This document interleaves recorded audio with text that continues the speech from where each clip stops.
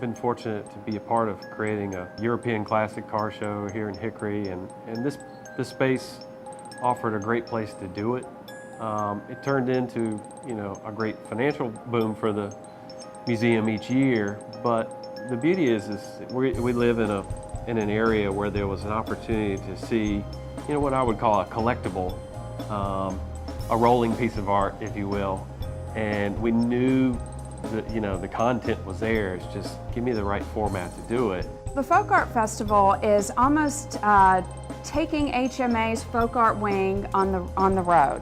So it's a one-day event held in downtown Newton, and it draws folk artists from all over the state and really the southeast.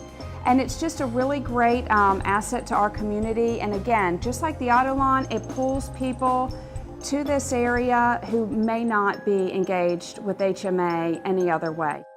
Happy birthday, HMA. You're in good company. Also turning 75 this year is Diana Ross, George Lucas, Jimmy Page, and Roger Daltrey.